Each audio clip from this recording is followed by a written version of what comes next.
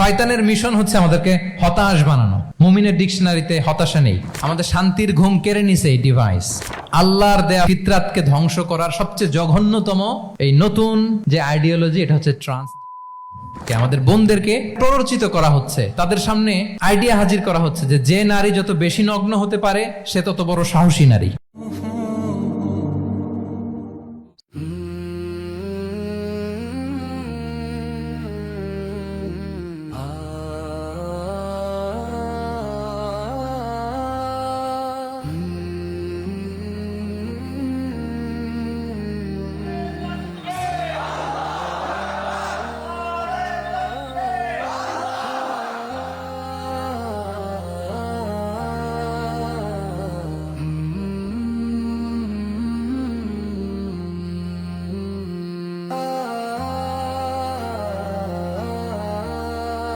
আসসালামু আলাইকুম রহমতুল্লাহি ওয়া বারাকাতুহু।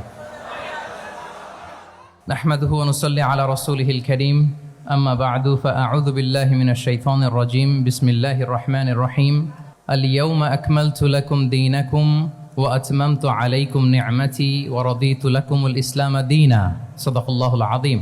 আপনারা খুব চমৎকার সেমিনারের একটা টপিক নির্ধারণ করেছেন যে আধুনিক যুগে ইসলামিক লাইফস্টাইল। শুরুতে আমি ইসলামিক লাইফস্টাইল বলতে আসলে কি বোঝায় এই আইডিয়াটাকে, কনসেপ্টটাকে ক্লিয়ার করে আমি আমার মূল আলোচনায় যাব ইনশাআল্লাহ বিইذনিল্লাহ। খুব সহজে যদি বলি, ইসলামিক লাইফস্টাইল হচ্ছে যে লাইফস্টাইল কোরআন সুন্নাহ থেকে উৎসারিত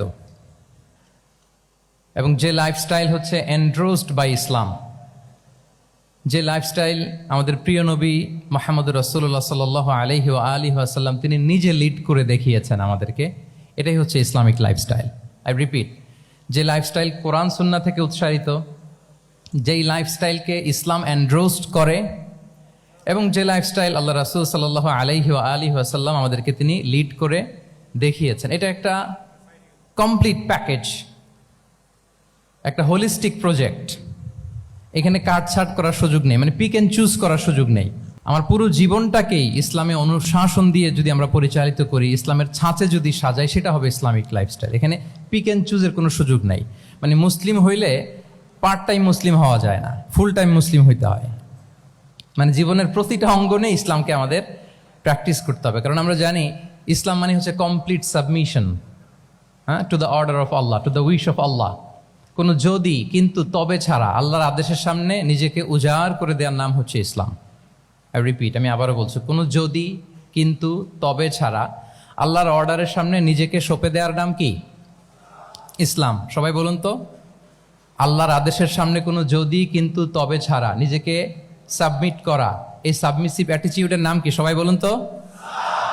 তাহলে আপনি পিক অ্যান্ড চুজ করতে পারবেন না যে এটা আমার ভাল লাগে, এটা আমার সাথে যায়, সো আমি এটা নিলাম, এটা আমার সাথে যায় না, সো এটা থেকে আমি দূরে থাকলাম। তাইলে এটা ইসলামিক লাইফস্টাইল হলো না।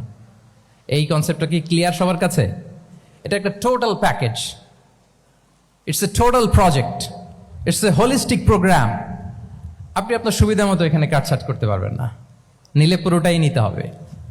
তো আমরা অনেকে আবার কাটছাট করি নিজের মন মতো। তাদেরকে উদ্দেশ্য করে আল্লাহ তাআলা বলছেন, আফাতুমিনুনা বিবা'দিল কিতাবি ওয়া তাকফুরুনা বিবা'দ। তোমরা কি আল্লাহর কিতাবের কিছু অংশ মানো আর কিছু অংশ তোমরা অস্বীকার করো? এটা তোমাদের পলিসি? জেনে রেখো, ওয়ার্নিং দিচ্ছেন যে তোমাদের পলিসি যদি এইটা হয়, তাহলে এই দুনিয়াতে আছে তোমাদের জন্য লাঞ্ছনা, আর আখিরাতে তোমাদেরকে শাস্তির মুখোমুখি হতে হবে।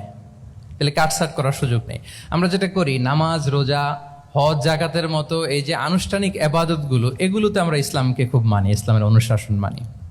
কিন্তু আমাদের ব্যক্তি জীবন, পারিবারিক জীবন, সামাজিক জীবন, আমার ডিলিংসগুলো, আমার ট্রেড, আমার বিজনেস, আমার ব্যবসা, আমার বিয়ে শাদী, আমার বিহেভিয়ার, এগুলোকে অনেক সময় আমরা ইসলামের অনুশাসন অনুযায়ী মানতে চাই না।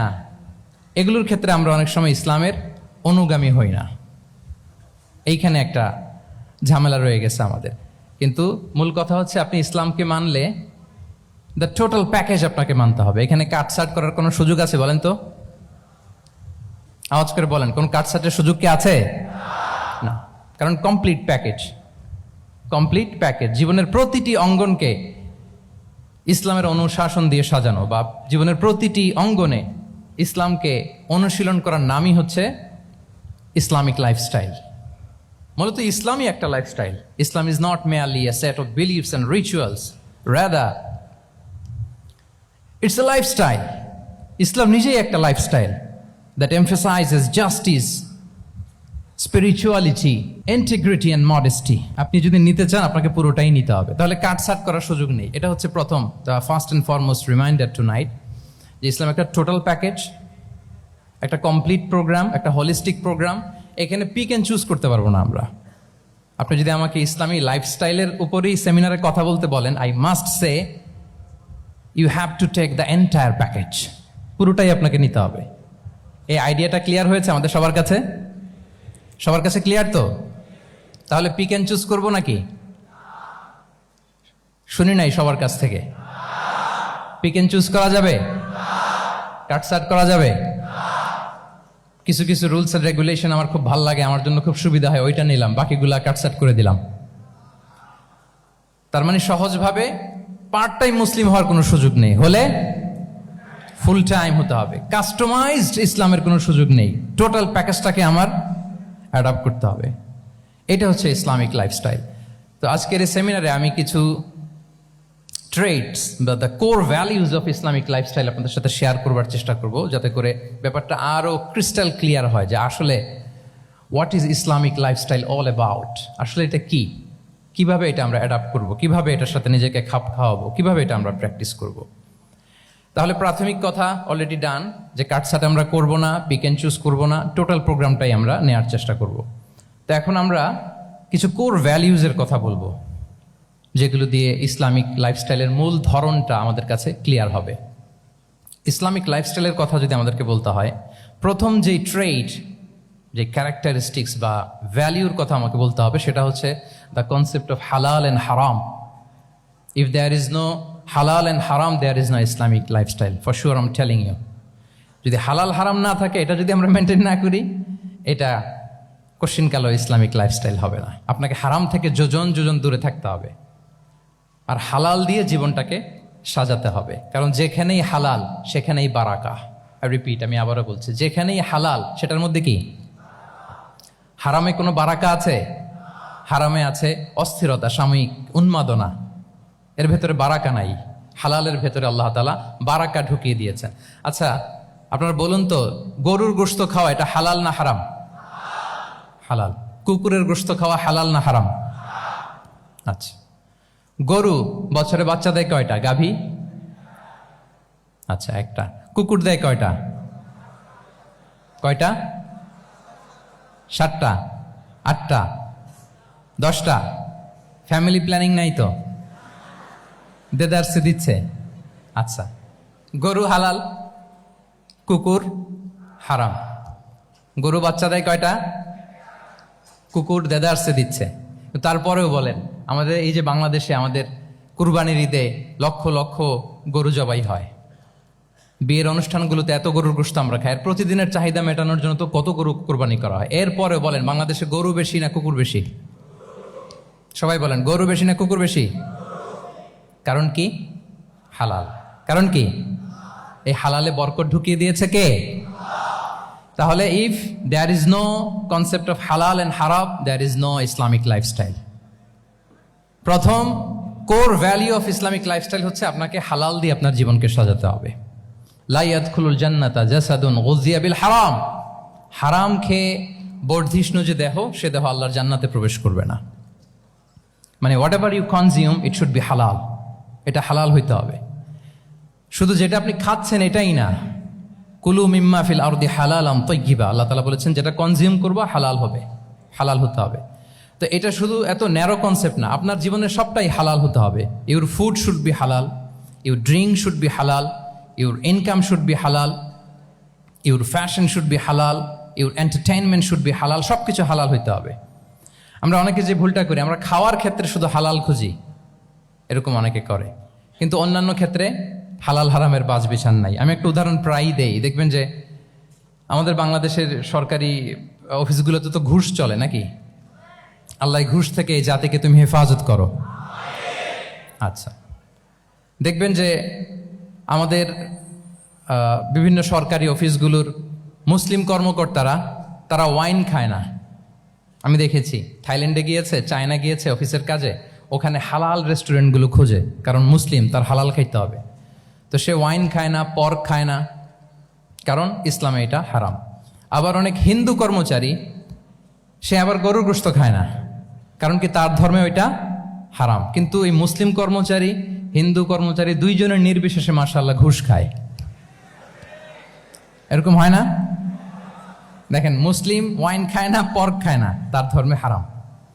আমার হিন্দু ভাই গরুর গোশত খায় না, এটা তার ধর্মে হারাম। কিন্তু ঘুষ আবার দুই ধর্মে হালাল নাকি? হ্যাঁ, হালাল না। তার মানে ওই যে pick and choose, you got the point, right? Pick and choose করেছে যে আমার ধর্মের এই এই নিয়ম আমি মানবো, কারণ এটা আমার জন্য খুব ফ্লেক্সিবল, এটা খুব ভালো লাগে। কিন্তু যেটা কঠিন হয়ে যাচ্ছে, যেটা তার বিরুদ্ধে দাঁড়াচ্ছে, ওইটা সে মানে না। তাহলে পিক এন্ড চুজ করার কোনো সুযোগ, আমরা আমাদের গোটা জীবনকে হালাল দিয়ে সাজাইতে হবে। তাহলে your lifestyle will be Islamic lifestyle. এই কথাটা কি বুঝতে পেরেছেন? তাহলে ইউর ফুড শুড বি হালাল, ইউর ড্রিঙ্ক শুড বি হালাল, ইউর ফ্যাশন শুড বি হালাল, ইউর ইনকাম শুড বি হালাল, ইউর এন্টারটেনমেন্ট শুড বি হালাল, even your relationship should be হালাল। ব্যাপার কি? এটার এত আওয়াজ বেড়ে গেল।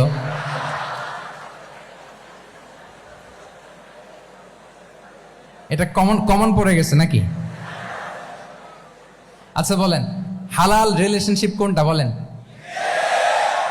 এই যে, এই তো আসল জায়গায় হাত দিছি বোধহয়। আমাদের শিক্ষার্থী বন্ধুদের মধ্যে বিবাহিত আছি আমরা? হ্যাঁ, কারা কারা আছি দেখি তো।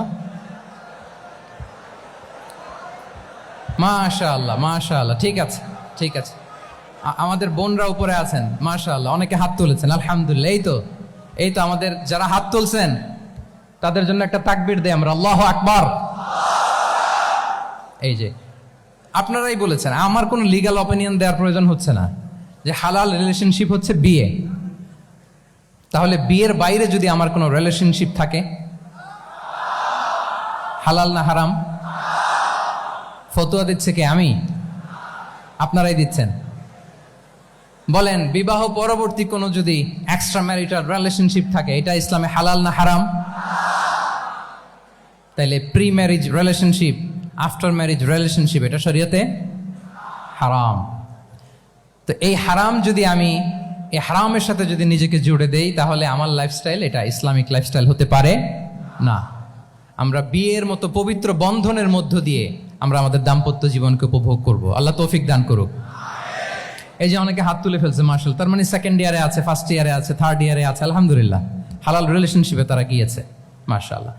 তাহলে হালাল এন্ড হারামের ব্যাপারে যদি আমরা বলি, আমাদের পুরো জীবনের প্রতিটি অঙ্গন আমরা হালাল দিয়ে সাজাবো। কি বলেন? পারা যাবে তো ইনশাআল্লাহ? হারামের সাথে আমাদের কোনো সম্পর্ক আছে? হ্যাঁ, আমরা সবকিছু হালাল দিয়ে সাজাবো তো? হারামকে আমরা না বলে দিব, না, নো। আজকের এই জহির রায়হান মিলনায়তনের এই হলরুম থেকে হারামকে আমরা লাল কার্ড দেখাই দিলাম। কি বলেন? হারামকে আমরা নো বলবো, আওয়াজ করে বলুন, নো। ওকে, নো টু হারাম। তাহলে দ্য কনসেপ্ট অফ হালাল এন্ড হারাম আশা করি আমাদের কাছে ক্লিয়ার। আমরা হালাল দিয়ে নিজেদের জীবনকে সাজাবো, হারামের সাথে আমাদের কোনো সম্পর্ক নাই। তাহলে একটা ট্রেইট আমরা শেয়ার করলাম, একটা কোর ভ্যালু শেয়ার করলাম, যে আমরা যদি হালাল মেনটেন করতে পারি আমাদের জীবনে, এটা হচ্ছে one of the core values of Islamic lifestyle. 2 নম্বর হচ্ছে, ইসলামিক লাইফস্টাইলটা বেসিকলি এটা একটা প্রোডাক্টিভ লাইফস্টাইল। ইসলামী লাইফস্টাইল আমাদেরকে প্রোডাক্টিভ হতে উদ্বুদ্ধ করে। আপনার দিন শুরু হবে অনেক সকালে, প্রোডাক্টিভিটি নিয়ে অনেক লম্বা আলোচনা করা যেতে পারে। আমি ছোট্ট একটা পয়েন্ট যদি আজকের এই হলরুমে শেয়ার করি প্রোডাক্টিভিটি নিয়ে, যে ইসলামিক লাইফস্টাইল হচ্ছে আপনি একেবারে সকাল সকাল আপনার দিন শুরু করবেন। Early to bed and early to rise makes a man healthy wealthy. সবাই তো শিখেছি এটা, যে আগে আগে ঘুমোতে যাও, আগে আগে ঘুম থেকে জাগো, তুমি ধনী হবে, তারপর তুমি প্রজ্ঞাবান হবে, তুমি সুস্বাস্থ্যের অধিকারী হবে। এটা হচ্ছে ইসলামিক লাইফস্টাইলের একটা কোর ভ্যালিউ। সকাল সকাল দিন শুরু করা, মানে সানরাইজের আগে আমার সকাল শুরু হবে। কাজী নজরুলের যে কবিতা, সূর্যি মামা জাগার আগে উঠবো আমি জেগে, পড়েছি আমরা সবাই, কিন্তু হয়তো মানা হয় না। তো এই যে সকাল সকাল ঘুম থেকে ওঠা, এটা যদি আপনার মধ্যে না থাকে, এটা ইসলামিক লাইফস্টাইল হতে পারে না। You must be a morning person. সকাল সকাল উঠতে হবে। আপনার সময় এমনভাবে মেনটেন করবেন আপনি যে সকাল সকাল ফজরের পর থেকে আপনি অ্যাক্টিভ। তার মানে you have to wake up early, you have to sleep early. একজন মর্নিং পারসন যদি না হন, এটা ইসলামিক লাইফস্টাইল হবে না। এর কারণ আল্লাহ রাসূল সাল্লাল্লাহু আলাইহি ওয়া আলিহি ওয়াসাল্লাম আমাদেরকে সকালে জেগে থাকার ব্যাপারে ইন্সপায়ার করেছেন এবং তিনি দোয়া করেছেন এই উম্মার জন্য স্পেশালি, যে এই সময়টা এটা full of barakah, full of blessings. তিনি দোয়া করেছেন আল্লাহুম্মা বারিক লি উম্মতি ফি বুকুরিহা। আল্লাহ এই উম্মতের বুকুরটা মানে সকালের সময়টা, লেটস সে সানরাইজের পরে 3-4 ঘন্টা, এই সময়টাকে আল্লাহ আপনি বরকত দিয়ে ভরে দেন। এই সময়টাতে ঘুমানো যাবে না, এটা হচ্ছে বরকতের সময়। এবং আল্লাহ রাসূল সাল্লাল্লাহু আলাইহি সাল্লাম যদি কোনো সামরিক অভিযান প্রেরণ করতেন, এই টাইমে প্রেরণ করতেন, এই বুকুরের টাইমে। এবং সাহাবারা তাদের কোনো ট্রেড ক্যারাভান, ব্যবসায়িক কাফেলা যখন সেন্ড করতেন, এই টাইমটাতে সেন্ড করতেন, কারণ এই টাইমটাতে বারাকা। তো এখন নিজের সাথে মিলিয়ে নেন যে এই টাইমটাতে আমরা কি করি। আমি জানি না আপনাদের কি অভ্যাস। আমি এসে তো শুনলাম যে জাহাঙ্গীরনগর বিশ্ববিদ্যালয়ে নাকি যতজন শিক্ষার্থী ততজনের জন্য এখানে আবাসনের ব্যবস্থা আছে। বাংলাদেশের কোনো ইউনিভার্সিটিতে নাকি এটা নাই। আলহামদুলিল্লাহ, অসাধারণ প্রিভিলেজ, এখানে অনেক সুন্দর সুযোগ। তো এখন বলেন আপনাদের সকালের রুটিন কি বলেন? ঘুমিয়ে থাকেন না জেগে থাকেন? হ্যাঁ, আচ্ছা, ফজরের পরে আমরা ঘুমাই কারা কারা দেখি? সর্বনাশ। আচ্ছা ঠিক আছে, হাত নামান। আচ্ছা, ফজরের পরে আমরা একটু এক্সারসাইজ করি, পড়াশোনা করতে বসি কারা কারা? মাশাআল্লাহ, আছে কিছু, ঠিক আছে, হাত নামান। এবার 2 বারের 1 বারও যারা হাত তোলেননি তারা হাত তোলেন। আপনারা কি করেন? এইটা এটা হ্যাঁ, ডিভাইস। তো সম্মানিত সুধী মণ্ডলী, আল্লাহুম্মা বারিক লি উম্মতি ফি বুকুরিহা। আপনারা আমাকে এনেছেন ইসলামিক লাইফস্টাইল নিয়ে বলতে, তো আমাকে বলতেই হবে ফজরের পরে ঘুমানো চলবে। প্রথমে আমরা হারামকে না বলে দিলাম, এবার আমরা না করে দিব কোনটাকে? হ্যাঁ, ফজরের পরে আজকে থেকে কোনো ঘুম চলবে। আমি এখানে জবরদস্তি করব না, শুধু আপনাদের সামনে আমি প্রেজেন্ট করছি। যদি সেমিনারের যে টপিক নিয়ে আপনারা শুনতে এসেছেন, এটা যদি আপনি অ্যাডাপ্ট করতে চান, অনুশীলন করতে চান, হ্যাঁ, ফজরের পরে আজকে থেকে কোনো ঘুম চলবে। এই সময়টাতে অনেক বারাকা আছে। তো কি করতে হবে? এটার জন্য আগে আগে ঘুমোতে হবে। কি বলেন? অনেকে ফজরের এই বরকতময় সময়টা তারা ঘুমাতে ঘুমাতে মিস করে। এর কারণ দেরিতে ঘুমোতে যাওয়া। আগে আগে ঘুমানোর অভ্যাস করতে হবে। কিন্তু আগে তো ঘুম আসে না, তাই না? এই যে ডিভাইস আমাদেরকে ঘুমাতে দেয় না, আমাদের শান্তির ঘুম কেড়ে নিছে এই ডিভাইস। এই ডিভাইস অ্যাডিকশন, স্ক্রিন আসক্তি, এই স্ক্রিন আসক্তি আমাদের শান্তির ঘুমকে কি করেছে? কেড়ে নিয়েছে। আল্লাহ তাআলা রাতকে বানিয়েছেন ঘুমের জন্য। ওয়াজআলনাল লাইলা লিবাসা। লিবাস মানে আবরণ। আমি রাতকে বানিয়েছি পোশাকের মতো আবরণ করে, যে আবরণ রাত্রিবেলা নিঝুম নিঝুম নিস্তব্ধ অন্ধকার দিয়ে ছেয়ে দেয়। ফলে মেলাটিন নামে একটা হরমোন নিঃসরিত হয়, আমাদের ঘুম ঘুম ভাব আসে। ঘুমের জন্য আল্লাহ তৈরি করেছেন রাতকে। এরপরে আল্লাহ তাআলা বললেন ওয়াজআলনান নাহারা মাআশা। আর দিনকে বানিয়েছি আমি প্রাণ চঞ্চল করে, দিনে আমরা কাজ করব। তাহলে রাতে আগে আগে ঘুম, আর দিনের বেলা আল্লাহ তাআলা আমাদেরকে কাজ করার জন্য সৃষ্টি করেছেন। কিন্তু এই সাইকেলটাকে আমরা ঘুরাই ফেলছি। রাতে যত দেরি করে আপনি ঘুমাবেন, সকালে ঠিক তত দেরি করে আমাকে উঠতে হয়, ঠিক কিনা বলেন? তাহলে ফজরের পর বকুর পিরিয়ড অফ টাইমটাকে কাজে লাগাতে হলে রাতে আমাদেরকে আগে ঘুমাতে যেতে হবে। রাতে কি করতে হবে? আগে ঘুমোতে যেতে হবে। তাহলে 1 নম্বরে কি বললাম? কনসেপ্ট অফ হালাল এন্ড হারাম। 2 নম্বরে বললাম প্রোডাক্টিভিটি। ইসলামিক লাইফস্টাইল হচ্ছে একটা প্রোডাক্টিভ লাইফস্টাইল। এটা মেনটেন করতে হলে প্রোডাক্টিভিটির অনেক কথা। একটা কথা হচ্ছে সকাল সকাল আপনার দিন শুরু করুন। কি পাওয়া যাবে তো ইনশাআল্লাহ? সবাই একসাথে পড়ে ইনশাআল্লাহ। এই যে আমাদের দেরি করে রাতে ঘুম আসে, স্ক্রিন আসক্তি, এই ডিভাইস আমাদের আরামের ঘুম কেড়ে নিছে কেন জানেন? এর কারণ হচ্ছে আল্লাহর দেয়া যে ফিতরাত, এই ফিতরাতকে আমরা উল্টে দিয়েছি। ফিতরাত শব্দটার সাথে আপনাদের পরিচয় আছে? হ্যাঁ, the innate characteristics of a human being. একটা মানুষের যে ক্যারেক্টারিস্টিক্স, যে ইননেট স্বভাব দিয়ে আল্লাহ তাআলা তৈরি করেছেন, নেচার, এটাকে আরবিতে বলে ফিতরাত। এই ফিতরাতের বিরুদ্ধে কিছু করা যাবে না। ইসলামিক লাইফস্টাইল হচ্ছে ফিতরা বেসড লাইফস্টাইল। ফিতরাতাল্লাহিল্লাতী ফাতারান নাসা আলাইহা লা তাবদীলা লিখালকিল্লাহ। আল্লাহর প্রকৃতির অনুসরণ করো, যে প্রকৃতি দিয়ে তিনি মানুষকে সৃষ্টি করেছেন। আর আল্লাহর সৃষ্টি কাঠামোর মধ্যে কোনো পরিবর্তন, কোনো বিকৃতি নেই। সুবহানাল্লাহি বিহামদি। তা আমরা এই ফিতরাতকে চেঞ্জ করে দেওয়ার কারণে এই ঝামেলা। আমরা সবাই এই ফিতরাতের উপর জন্মেছি। কুল্লু মাউলুদিন ইউলাদু আলাল ফিতরা ফাআবাওয়াহু ইউহাউবিদানি আও ইউনাসসিরানি আও ইউমাজ্জিসানি। প্রতিটি নিউ বর্ন বেবি তারা ফিতরাতের উপর জন্মায়, মানে নবজাতক সন্তান ইসলামের উপর জন্মায়। কিন্তু বাবা মা তাকে হয় ইহুদি বানায়, নাসারা বানায় বা অগ্নি উপাসক বানায়। তাহলে এই যে ফিতরাত, আল্লাহর দেয়া ফিতরাতকে যখন আমরা চেঞ্জ করেছি, আমাদের জীবন থেকে বারাকা উঠে গিয়েছে। ফিতরাতকে যদি আরো সহজ করে আমি আপনাদেরকে বুঝাই, তাহলে ফিতরাত হচ্ছে যা কিছু স্বাভাবিক, যা কিছু কল্যাণকর, যা কিছু ভালো, তাই ফিতরাত। আই রিপিট, সুপ্রিয় শিক্ষার্থী বন্ধুরা, ফিতরাত হচ্ছে যা কিছু স্বাভাবিক, যা কিছু ভালো, যা কিছু কল্যাণকর, তাই কি? তাই ফিতরাত। এই যে এখন আরবি কোন মাস চলছে বলেন তো? রজব। এই রজব মাসের ২৬ তারিখ দিবাগত রাত্রে আল্লাহ রাসূল সাল্লাল্লাহু আলাইহি ওয়াসাল্লাম ঊর্ধ্ব জগতের একটা ভিজিটে গিয়েছিলেন। আমরা জানি না সবাই? হ্যাঁ, ইসরা মেরাজের কথা আমরা জানি। সো এই মেরাজ রজনীতে আল্লাহ রাসূল সাল্লাল্লাহু আলাইহি ওয়া আলিহি ওয়াসাল্লাম ফিতরাত, মানে what is the essence of ফিতরা, এটা বোঝানোর জন্য হাদিসটা আমি শেয়ার করছি। মেরাজে যখন গেলেন, জিবরিল আলাইহিস সালাম ওনাকে 2টা পেয়ালা দিলেন। তিনি বললেন, উচিতু বি ইনাআইন, আমাকে 2টি পেয়ালা দেয়া হলো। ফি আহাদিহিমা লাবান ওয়া ফিল আখারি খামর। এক পেয়ালায় ছিল দুধ, আরেক পেয়ালায় ছিল মদ। ফা আখাযতুল লাবান ওয়া শারিবতু। যখন 2টা অপশন দেয়া হলো, 2টা পেয়ালা, আমি দুধের পেয়ালাটা নিলাম এবং সেটা পান করলাম। তখন জিবরিল আলাইহিস সালাম বললেন, আসাবতাল ফিতরা, মানে you are guided to the fitrah, আপনি সঠিকটাই নিয়েছেন। যেটা ফিতরা, যেটা নেওয়া উচিত, আপনি ওইটাই নিয়েছেন। তাহলে এখন আরো সহজ হবে। যদি 2টা পেয়ালা দেয়া হয়, একটা মদের পেয়ালা আর একটা দুধের পেয়ালা, তো আমরা নিব কোনটা বলেন? হ্যাঁ, তাইলেই ফিতরা হবে। তাহলে কি হবে? তাহলে যেটা স্বাভাবিক, যেটা কল্যাণকর, যেটা আমাদের জন্য ভালো, সেটা হচ্ছে ফিতরাত। তাহলে মদের পেয়ালা, দুধের পেয়ালা, কোনটা নিব? সবাই নিব তো নাকি? আমাদের রুচির যে দুর্ভিক্ষ চলতেছে, অনেকে মদের পেয়ালাই নিয়ে নিবে। কি বলেন? আছে না একদল, তারা কি করে?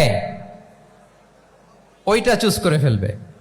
এবার বলেন, আমরা কোন পেয়ালা নিব, মদের না দুধের?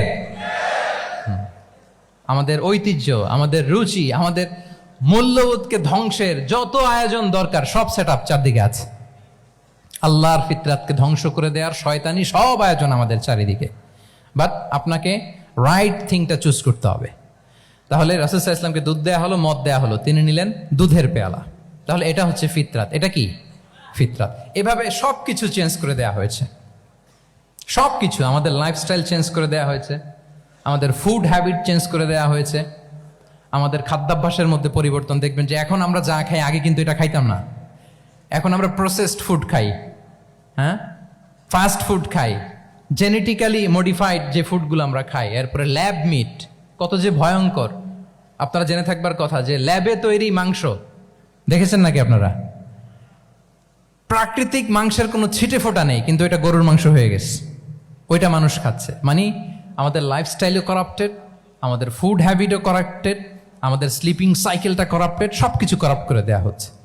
এবং এটার প্রভাব পড়েছে আমাদের শিশুদের মধ্যেও। দেখবেন যে শিশুরা সবজি খেতে চায় না। আমার তো 2 মেয়ে আছে, আমি তো দেখি বাসায়, বা অনেকের কমপ্লেনগুলো আমরা শুনি। আমাদের এখনকার বাচ্চাদেরকে ভেজিটেবলস দিলে খায় না, মাছ দিলে খায় না, অর্গানিক ভালো ভালো খাবার দিলে শাকসবজি খায় না। কি খাবে জানেন? সচেস খায়, সচেস, হটডগ খায়। হ্যাঁ, ওই যে আপনি অর্ডার দিয়ে বার্গার এনে দিবেন, পিৎজা এনে দিবেন, ওইটা খাবে। তারপর ইনস্ট্যান্ট নুডলস খাবে, স্যুপ খাবে, ফ্রোজেন যত মিল আছে এগুলো খাবে, টিনজাত খাবার যেগুলো দীর্ঘদিন সংরক্ষণ করে রাখা হয়। তো বলেন, আজ থেকে 30 বছর আগে আমাদের বড়রা কিংবা আমাদের শিশুরা, আমরা কেউ কি এই খাবার খেয়েছি বলেন তো? আওয়াজ করেন, খেয়েছি কেউ? They changed the entire system. কেন আমরা ইসলামিক লাইফস্টাইল নিয়ে কথা বলছি এখন? কারণ আমাদের পুরো সিস্টেমটাই, আমাদের পুরো ফিতরাতটাই ওরা চেঞ্জ করে দিয়েছে। তারপর ডিভাইস ছাড়া বাচ্চারা খেতে চায় না, কার্টুন দেখে দেখে খাওয়াতে হয় ওদের। কি বলেন? আচ্ছা বলেন তো, আজ থেকে 30 বছর পেছনে ব্যাক টু দ্য হিস্ট্রিতে যদি আমরা যাই, 70-এর দশকে, 80-র দশকে বাংলাদেশের কোনো একটা গ্রামের কথা, একটা পল্লীর কথা আপনি একটু চিন্তা করেন তো। রাত 8টার দিকে, 9টার দিকে আপনি ওই গ্রামের কাউকে খুঁজে পাবেন? 70-এর দশকে, 80-র দশকে একটা গ্রামের পরিবেশের কথা যদি চিন্তা করেন, রাত 8টায় সবার কি অবস্থা বলেন তো? আপনি তো ঘুম খুঁজে পান না, আপনার তো ইনসমনিয়া। আমাদের এখন ট্যাবলেট খাওয়া লাগে না ঘুমের জন্য? আমাদের তো ইনসমনিয়া হয়ে গেছে এখন। কিন্তু আজ থেকে বেশি দূরে না, 30 বছর আগের একটা গ্রামীণ পরিবেশের রাত 8টার পরিবেশ হচ্ছে সবাই ঘুম। আমরা তারও 2 বা 3 ঘন্টা পরে ডিনার করব, কিন্তু ওনাদের মাগরিবের আগে বা পরে ডিনার করে ফেলছে, এশার নামাজ পড়েই কি 1-2 জন না, পুরো গ্রাম জামাতে ঘুম। পুরো গ্রাম জামাতের সাথে ঘুম। তো যে লোকটা 8টার দিকে ঘুমালো, উঠবে কখন বলেন? রাত 3টার পর ওর ঘুম আসবে? আর হ্যাঁ, ঘুমেরও তো একটা লজ্জা শরমের ব্যাপার আছে, আর কত থাকবে এখানে? কি বলেন? আপনি তো ঘুমাতে যান রাত 2টায়, আর আজ থেকে 30 বছর আগে আমার বাংলাদেশের একটা গ্রামীণ পরিবেশে রাত 8টার দিকে সবাই ঘুম। আমরা এখন যেই টাইমটাতে ঘুমোতে যাই, ওই সময় ওনাদের অর্ধেক ঘুম শেষ। ফজরের নামাজ পড়ে আমাদের বাপ চাচারা কি করতো? হ্যাঁ, একটু ব্যাক টু দ্য হিস্ট্রিতে তাকান না। ফজরের নামাজ পড়ে এক বল পান্তা ভাত খাইতো। আমরা তো এখন এতটুক খাইলে আমাদের এটা বার্ন করার জন্য দৌড়াইতে হয় 5 কিলো, জিমনেশিয়ামে যাইতে হয়, কত আয়োজন, কত ওয়ার্কআউট করা লাগে। এক বল কাঁচামরিচ দিয়ে, পোড়ামরিচ দিয়ে ভাত খেয়ে চলে যাইতো ফসল খেতে।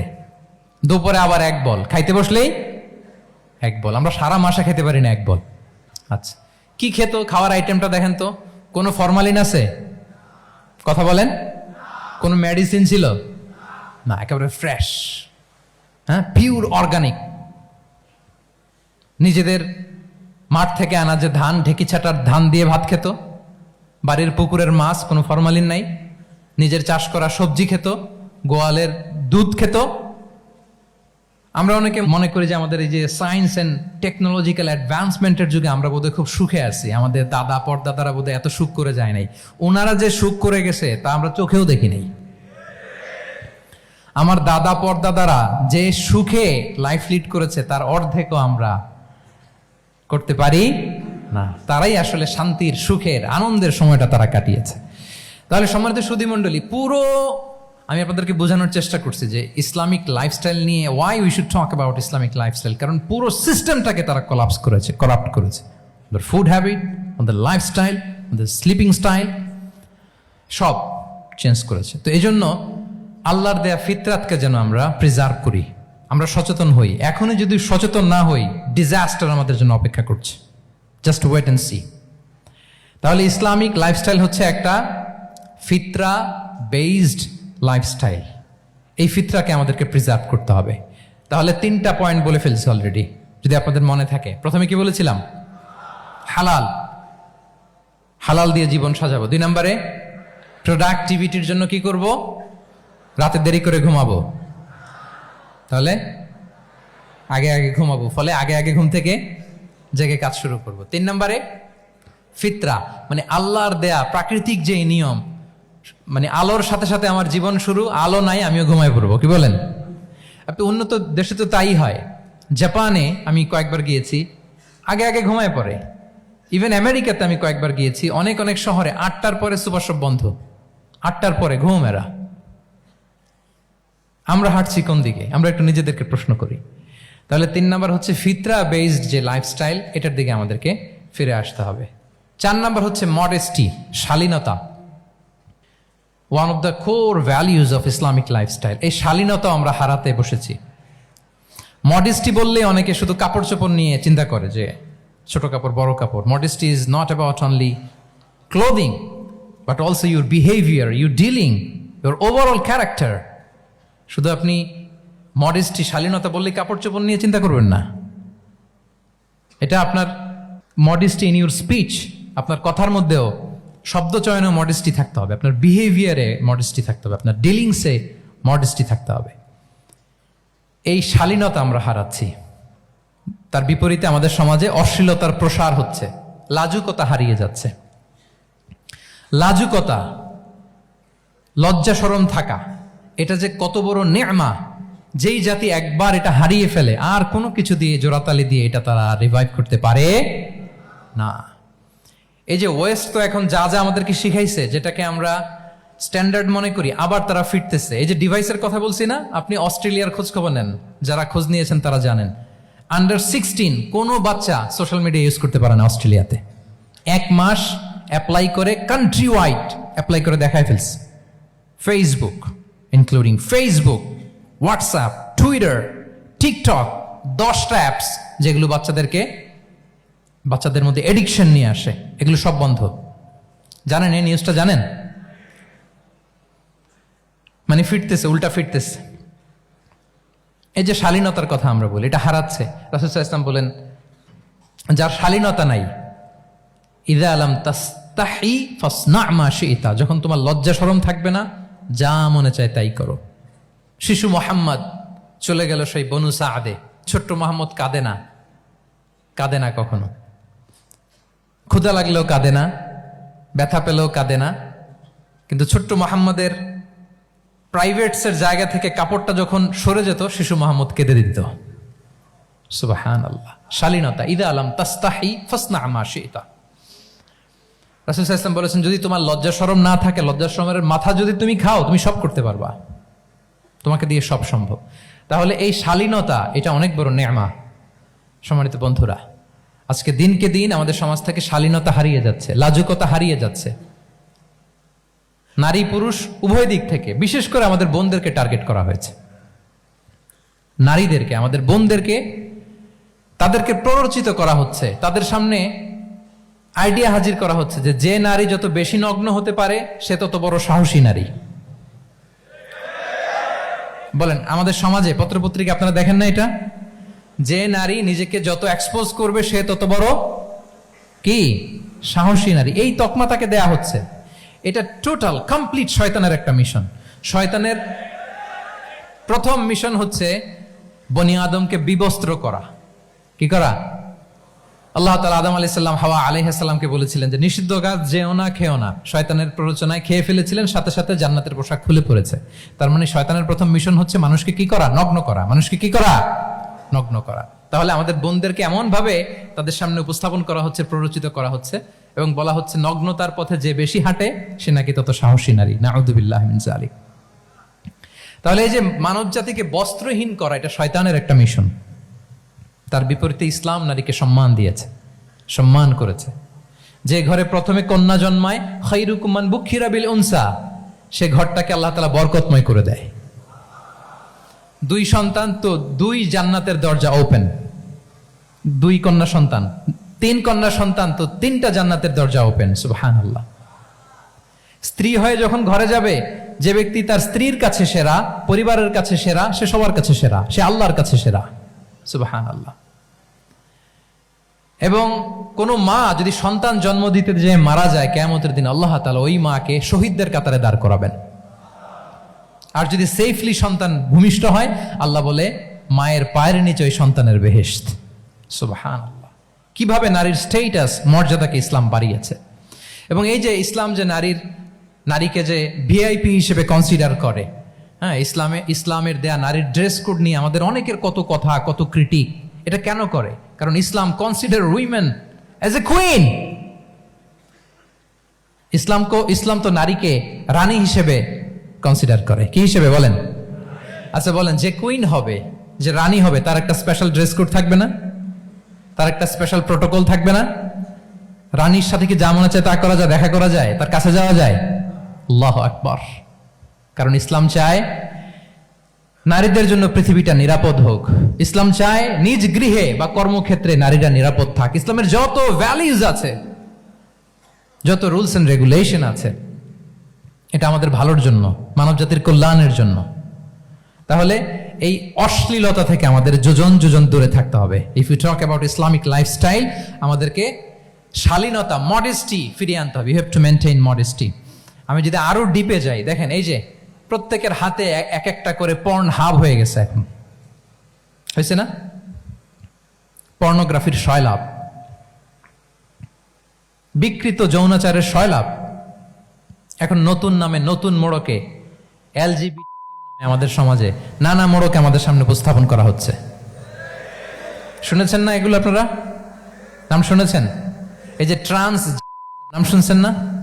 নিজের দেহ কাটাকাটি করে দিব্যি পুরুষ, 4 সন্তানের বাবা, এখন হঠাৎ করে বলে যে আমি মনে মনে নারী, তো সোসাইটি যেন আমাকে নারী স্বীকৃতি দেয়। বায়োলজিক্যালি দিব্যি নারী, 3 সন্তানের মা, এখন বলে যে এখন আমি মনে মনে ভাবতেছি পুরুষ, তো আমাকে পুরুষ হিসেবে তুমি কনসিডার করো। আল্লাহর দেয়া ফিতরাত, এই যে বলছি উল্টায় ফেলতেছে, এই ফিতরাতকে ধ্বংস করার সবচেয়ে জঘন্যতম এই নতুন যেটা বাজারজাত করা হচ্ছে যে আইডিওলজি, এটা হচ্ছে ট্রান্সজেন্ডারিজম। অধিকারের মোড়কে, তাও আসতেছে কিভাবে, কিসের মোড়কে বলেন তো? রাইটস এর কথা বলে, যে এটা একটা রাইটস। এজন্য সম্মানিত সুধীমণ্ডলী, শালীনতার কোনো বিকল্প নেই। If you want to take care of yourself, if you want to take care of your family, your society, you have to maintain modesty. কোনো বিকল্প নেই, সাবধান হইতে হবে আমাদেরকে। তাহলে 4 নম্বরে কি? শালীনতা, মডেস্টি। শালীনতা হচ্ছে ইসলামিক লাইফস্টাইলের ভূষণ। এখন পরিকল্পিতভাবে এই শালীনতার কবর রচনা করা হচ্ছে আমাদের সমাজে। আপনারা কি রাগ করতেছেন? কথা ক্লিয়ারলি বুঝতে পারতেছেন? আমি যদি রয়ে শয়ে কথা বলি তা বুঝতে পারবেন আপনারা? ক্লিয়ারলি মেসেজগুলো আমি আপনাদের সামনে পৌঁছে দিচ্ছি। তাহলে কয়টা গেল? 4টা। হালাল, প্রোডাক্টিভিটি, প্রিজার্ভিং ফিতরা, এন্ড ফাইনালি মডেস্টি। 4টা কাভার। 5 নম্বরে হচ্ছে ইসলামিক লাইফস্টাইল যদি আমরা মেনটেন করি, we must have to be optimistic, hopeful, আশাবাদী হইতে হবে। মুমিনের ডিকশনারিতে হতাশা নেই। আমরা হতাশ হই না, আমরা নিরাশ হই না, আমরা ভরসা রাখি এক মহান সত্তার উপর। আওয়াজ করে বলুন, তিনি কে? শয়তানের মিশন হচ্ছে আমাদেরকে হতাশ বানানো। আমি স্টেজে ওঠার আগে সম্মানিত স্যার বলতেছিলেন যে আপনি একটু আশাবাদী করবেন আমাদের নারী শিক্ষার্থীদের ব্যাপারে, আমাদের ছেলে শিক্ষার্থীদের ব্যাপারে। কয়েকটা ইস্যু স্যার বললেন যে কিছু ফ্রাস্ট্রেশন তাদের মধ্যে কাজ করে। আজকে আপনাদের ডিকশনারি থেকে ফ্রাস্ট্রেশনকে একেবারে অমিট করে দিয়ে যাব। বলেন, বিশ্বাসীদের ডিকশনারিতে হতাশা বলে কোনো শব্দ আছে? ফ্রাস্ট্রেশন আছে? কারণ শয়তানের মিশন হচ্ছে আমাদেরকে হতাশ বানানো। কি বানানো? শয়তান আমাদেরকে আশাবাদী করতে চায় না, সে চায় আমরা যেন হতাশ হই। আমি ভুল করেছি, পাপ করেছি, অন্যায় করেছি, তো শয়তান সেই পাপের সাগরে আমাকে হাবুডুবু খাওয়াতে চায়, বলে আর অনেক ভুল হয়ে গেছে, অনেক দূর তুই চলে এসেছিস, আর আল্লাহ তোকে ক্ষমা করবে না, থাক এখানেই থাক, করতে থাক। এরকম শয়তান টেম্পটেশন দেয়, প্রভোকেশন করে। কিন্তু শয়তান জানে না যে আল্লাহর রহমতের দরিয়া কত বড়। শয়তানের মিশন হচ্ছে আমাদেরকে হতাশ বানানো, আর আল্লাহর বাণী আমাদের হৃদয়ে আশা জাগায়, আশাবাদী করে তোলে। আল্লাহর এই কিতাবের, কোরআনের প্রতিটি আয়াতে পরতে পরতে পাবেন আপনি মোটিভেশন, ইন্সপিরেশন। আল্লাহু আকবার। লা তাহজান ইন্নাল্লাহা মা'ানা। মনকে তুমি বুঝিয়ে বলো আল্লাহ আছেন আমার সাথে। জাহাঙ্গীরনগর বিশ্ববিদ্যালয়ের আমার সুপ্রিয় শিক্ষার্থী বন্ধুরা, এই বাক্যটি নিজের জীবনের জন্য, নিজের জীবনের সাথে সেট করে নেন। মনকে তুমি বুঝিয়ে বলো আল্লাহ আছেন আমার সাথে। বিপদে আপদে, আমাদের লাইফে আপস এন্ড ডাউনস থাকে, সব মুহূর্তে আমরা এই কথাটা খেয়াল করব যে কেউ যদি আমাকে হেল্প করার জন্য নাও থাকে, এক মহান সত্তা আছে। তিনি কে? আল্লাহ রাসূল সাল্লাল্লাহু আলাইহি ওয়াসাল্লাম, আবু বকর রাদিয়াল্লাহু তাআলা আনহু গারে সাউরে হিজরতের রাতে লুকিয়ে আছেন। কুরাইশরা খুঁজতেছে, আবু বকর রাদিয়াল্লাহু তাআলা আনহু তটস্থ, না জানি ধরা পড়ে যাই। তিনি বলছেন, কুরাইশরা আমাদের এত পাশ দিয়ে যাচ্ছে, একটু মাথা নিচু করলে দেখে ফেলবে আমাদের। রাসূল সাল্লাল্লাহু আলাইহি ওয়াসাল্লাম বললেন যে ভয় পেও না। আবু বকর, তুমি কি ভেবেছো আমরা এখানে গুহাতে 2 জন? না না, এই গুহায় আমরা 2 জন নই, আমাদের সাথে একজন মহান সত্তা আছে। তিনি কে? আমরা 3 জন এখানে। লা তাহজান ইন্নাল্লাহা মা'ানা। ভয় পেও না, হতাশ হয়ো না, নিশ্চয় আল্লাহ আমাদের সাথে আছেন। আল্লাহ তাআলা সরাসরি কথাটাকে কোরআনে কোট করেছেন যে লা তাহজান ইন্নাল্লাহা মা'ানা। তাহলে সুপ্রিয় বন্ধুরা, এই বাক্যটা আমাদের খেয়াল রাখতে হবে যাদের মধ্যে ফ্রাস্ট্রেশন কাজ করে, যে মনকে তুমি বুঝিয়ে বলো কে আছেন আমার সাথে? আল্লাহ আছেন আমার সাথে। এরকম কোরআনের পরতে পরতে অনেক আয়াত পাবেন। লা তাইয়াসু মির রাউহিল্লাহ ইন্নাহু লা ইয়াইয়াসু মির রাউহিল্লাহি ইল্লাল কওমুল কাফিরুন। আল্লাহর রহম থেকে নিরাশ হয়ো না। কাফিররা ছাড়া কেউ আল্লাহর রহম থেকে নিরাশ হয়। আমি আপনি আমাদের জীবনে কত ভুল করেছি, কত অন্যায় করেছি, কতটাই বা পাপ করেছি। মনে রাখবেন, আমাদের পাপ যত বড় হোক, আল্লাহর রহমতের দরিয়া তার চাইতেও বড়। ইন্না মাআল উসরি ইউসরা ফাইন্না মাআল উসরি ইউসরা, and verily with every hardship there is an ease. প্রত্যেক কষ্টের পরেই থাকে স্বস্তি। এই বাক্যগুলো কি আপনাকে মোটিভেশন দেয় না? এই কথাগুলো কি আপনাকে চাঙ্গা করে না? আপনার জীবনে ইন্সপিরেশন হয়ে আসে না এই কথাগুলো? ওয়ালা তাহিনু ওয়ালা তাহজানু ওয়া আনতুমুল আ'লাউনা ইন কুনতুম মুমিনিন। চিন্তা করো না, হতাশ হয়ো না, তোমাদেরই বিজয় হবে যদি তোমরা মুমিন হও। আল্লাহু আকবার। তাহলে আপস এন্ড ডাউনস থাকবে, এবং মুমিন জীবনে তো হতাশা থাকবেই না। কারণ আমার জীবনে যদি কোনো কষ্টের ঘটনা ঘটে, এটার জন্য আমি রিওয়ার্ড পাবো। আমি যদি অসুস্থ হই, আমার প্রত্যেক অসুস্থতার কারণে আমার পাপ মোচন হয়। সুবহানাল্লাহ পড়েন। আপনার জ্বর হয়েছে, এই জ্বরের কারণে আল্লাহ আপনার গুনাহ মাফ করবেন। আপনি ব্যথা পেয়েছেন, অসুস্থ হয়েছেন, আল্লাহ তাআলা গুনাহ মাফ করে দিবে। তাহলে হতাশার কোনো সুযোগ আছে বলেন? না। মুমিন জীবনে হতাশার কোনো সুযোগ নেই। রাসূল সাল্লাল্লাহু আলাইহি ওয়াসাল্লাম বলেন, মা ইউসিবুল মুসলিমা মিন নাসাব ওয়ালা ওয়াসাব ওয়ালা হাম্মিন ওয়ালা হুজনিন ওয়ালা আযান ওয়ালা গাম্মিন হাত্তা শাওকাতি ইউশাকুহা ইল্লা কাফারাল্লাহু বিহা মিন খাতায়া। মুমিন জীবনে যত ব্যথা, কষ্ট, দুঃখ, এমনকি ফল পাড়তে যে গাছের কাটার খোঁচা যদি খান, রাসূল সাল্লাল্লাহু আলাইহি ওয়াসাল্লাম বলেন ওই খোঁচার ব্যথার কারণে আল্লাহ তোমার গুনাহ মাফ করে দেয়। কেউ অসুস্থ হয়ে রাসূল সাল্লাল্লাহু আলাইহি ওয়াসাল্লামের কাছে আসলে রাসূল সাল্লাল্লাহু আলাইহি ওয়াসাল্লাম কি বলতেন জানেন? কেউ জানেন? লা বাস আলাইক তুহুরুন ইনশাআল্লাহ। তিনি বলতেন, আরে don't worry about it, it will cleanse up your scenes. ভয় পেও না, আরে এই অসুস্থতা, এটার কারণে আল্লাহ তোমার গুনাহ মাফ করে দিবে। সুবহানাল্লাহ। তাহলে অসুস্থ ব্যক্তি আর উজ্জীবিত হতো না? রাসূল সাল্লাল্লাহু আলাইহি ওয়াসাল্লাম অসুস্থ ব্যক্তিকে দেখলেই মাথায় হাত বুলিয়ে দিতেন, দোয়া করতেন, আল্লাহুম্মা রাব্বান নাস আযহিবিল বাস ইশফি আনতা শাফি, দোয়া করে দিতেন। আর বলতেন, আরে ভয় পেও না, এই অসুস্থতা তোমার গুনাহ মাফ করে দিচ্ছে। তাহলে অসুস্থতার মধ্যেও তারা উজ্জীবিত হতো। আমরা মানুষকে আশাবাদী করব, ভয় দেখাবো না। অসুস্থ মানুষকে ভিজিট করতে গেলে আপনারা কি করেন? ভয় দেখান নাকি? না, আশাবাদী করবেন। বলবেন যে আরে কি অসুস্থতা, আপনার দেখে অনেক সুস্থ লাগতেছে, বলতে পারবেন না? কিন্তু আমরা কি করি? কেউ অসুস্থ হইলে ওই অসুস্থতায় সবচেয়ে কষ্ট পেয়ে যে মারা গেছে তার হিস্ট্রি বলা শুরু করি। এরকম করে না অনেকে? ধরেন যে একজন ক্যান্সারের পেশেন্টকে দেখতে গেছেন, এইবার যে আপনার কোন খালা ক্যান্সারে কিভাবে ধুকে ধুকে মরছিল, ওই হিস্ট্রি আপনি বয়ান দিতে শুরু করছেন। বেচারা বাঁচবে? যা একটু সুস্থ ছিল ওইটাও তো অসুস্থ বানাই দিচ্ছেন। কি বলেন? তাহলে ইসলাম আমাদেরকে আশাবাদী করে। প্রিয় ভাই এবং বোনেরা, কি করে? আশাবাদী করে। আমরা যদি আমাদের কোনো প্রিয়জনকে হারাই, আমরা আশাবাদী হয়েই হারাই, কারণ তাকে আমি চিরকালের জন্য হারাচ্ছি না। আপনি আপনার আব্বাকে হারাচ্ছেন, তো কি হয়েছে? বাপ হারায় তো কাঁদবে নাস্তিক। কি বলেন? নাস্তিকদের তো মরার পরে নাকি আর কিছু নাই। হ্যাঁ, দেখবেন আপনাদের সামনে সামনে অনেক কিছু বলে যে কিছু নাই, যা দেখি না, বিশ্বাস করি না। একা একা যখন মৃত্যুর পরে কি হবে চিন্তা করে ওর দম বন্ধ হয়ে আসে। ইসলাম মানুষকে আশাবাদী করে। দেখেন আমরা কত দূর দেখি, কত দূর ভাবি। আমার দাদা মারা গেছে, এটা আমার কোনো টেনশনেরই কারণ না, কারণ আমি সবসময় ভাবি আমার দাদাকে আমি ওপারে যেয়ে পাবো। আমার আব্বাকে আমি হারিয়েছি, তো ওপারে পাবো। আমার বন্ধুকে আমি হারিয়েছি, কাছের বন্ধুটা যে আমার জন্য খুব ইন্সপিরেশন ছিল, সাময়িক বিচ্ছেদ এটা আমাদের জন্য, কারণ আমরা ওই জগতে বিশ্বাস করি। আল্লাহু আকবার। তাহলে হতাশা আমাদের ডিকশনারিতে আজকে থেকে রাখা যাবে। ইসলামিক লাইফস্টাইল যদি মেনটেন করতে চান, you have to be optimistic. Clear কথাটা? আচ্ছা, এরপরে গ্রেটফুলনেস, 6 নাম্বার। গ্রেটফুলনেস, আপনাকে কৃতজ্ঞ হইতে হবে, শুকরগুজার হইতে হবে। আমরা অনেকে কমপ্লেইন করি খুব বেশি, না এটা ভুল। সম্মানিত সুধী মণ্ডলী, be grateful with what you have. যা আছে এটা নিয়ে শুকরগুজার হন, আপনার জীবনটাকে আল্লাহ সুন্দর করবে। তাহলে কমপ্লেইন করব না, আমরা শুকরগুজার হব। রাসূল সাল্লাল্লাহু আলাইহি ওয়াসাল্লাম বলেছেন, তোমার চেয়ে যে খারাপ অবস্থানে আছে তার দিকে তাকাও, যে ভালো আছে তার দিকে তাকিও না। হ্যাঁ, যে ভালো আছে তার মতো আপনি হওয়ার চেষ্টা করবেন। আপনার গোল থাকবে। I am not talking about the goals and plans, your plan and goal should be bigger and bigger.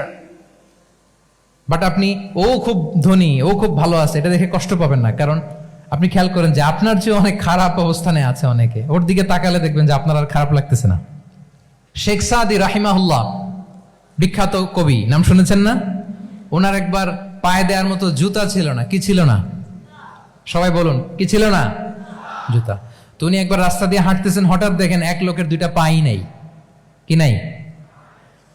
শুকরগুজার হলেন, চিৎকার করে বললেন আলহামদুলিল্লাহ, যে আল্লাহ অনেক ভালো আছি, আমার জুতা নাই এজন্য মন খারাপ, ওর তো পাই নাই। হ্যাঁ, এজন্য বেঁচে যে আছি এজন্যই আলহামদুলিল্লাহ। লা ইন শাকারতুম লা আযীদান্নাকুম ওয়া লা ইন কাফারতুম ইন্না আযাবি লাশাদীদ। আল্লাহ বলেন, যদি শুকরিয়া করো, শুকরগুজার হও, আমি আল্লাহ নিয়ামত বাড়িয়ে দেব। যদি নাশুকরি করো, জেনে রাখো আমার শাস্তি কঠিন। তাহলে বেঁচে যে আছি এজন্যই কি পড়া উচিত? জাহাঙ্গীরনগর বিশ্ববিদ্যালয়, আওয়াজ করেন, বেঁচে যে আছি এজন্য কি পড়বো? আপনি যে অবস্থানে থেকে খুশি না, ভাল লাগে না আপনার, যে হায় রে আমি তো লুজার, আমার কিচ্ছু নাই, আপনার এই অবস্থানে পৌঁছাটা অনেকের জন্য স্বপ্ন। মানে যেটা পেয়ে আপনি হ্যাপি না, অতটুকু হইতে পারাটা অনেকের কি স্বপ্ন। আপনাকে যদি জিজ্ঞেস করি, ভাই কি চান, কি লাগবে বলেন, কি চান? তা আপনি বলবেন যে শেখ আমি ধনী হইতে চাই, আমার একটা ব্রাইট ক্যারিয়ার চাই, আমি টাকা চাই, আমি খ্যাতি চাই, আমি ক্ষমতা চাই, এটা চাই। কত যে চাওয়ার ফিরিস্তি আমাদের। আপনি একটু একটা ক্যান্সার হসপিটালে জানতো, ক্যান্সারের 3rd স্টেজে চলে আসছে, ধুকে ধুকে লাস্ট স্টেজে চলে আসছে। আপনার তো অনেক কিছু চাই, আপনি ওকে একটু জিজ্ঞেস করেন যে ভাই আপনি কি চান? ও টাকা চায় না? ক্যান্সারের রোগী টাকা চাবে? খ্যাতি চাবে? ব্রাইট ক্যারিয়ার চায়? সে কি চায় বলেন তো একটু? সে একটু বাঁচতে চায়। যে ভাই তুমি কি চাও? বলবে আমি কিছু চাই না, একটু বাঁচতে চাই। বার্ন ইউনিটে যদি কখনো যাওয়ার সুযোগ হয়, দেখবেন যে চিৎকার করে তারা, এত কষ্ট, এই দহনের কারণে এত কষ্ট, তারা চিৎকার করতে থাকে হসপিটালকে কাঁপিয়ে। আপনি ওকে একটু জিজ্ঞেস করবেন, ভাই কি চাও? বলেন তোর চাওয়াটা কি? ও শুধু বাঁচতে চায়, কিন্তু ওই বেঁচে থাকা নিয়ে তো আমাদের কোনো ফিলিংসই নাই। আমরা যে বেঁচে আছি এটা যে শুকরগুজার হওয়ার অনেক বড় একটা কারণ, আমরা এরকম করে ভাবিই না। এজন্য সুপ্রিয় সুধী মণ্ডলী, আমরা যে বেঁচে আছি এজন্য আলহামদুলিল্লাহ। শুধু বেঁচে থাকার কারণে আমরা কি পড়বো? তাহলে গ্রেটফুলনেস, আপনি যদি ইসলামিক লাইফস্টাইলে নিজেকে অভ্যস্ত করতে চান, আপনার যেমনি অপটিমিস্টিক হইতে হবে, এট দ্য সেম টাইম আপনাকে কি হইতে হবে? গ্রেটফুল হইতে হবে। 7 নম্বরে তাওয়াক্কুল। Put your trust on Allah, because only He can help you, only He can protect you.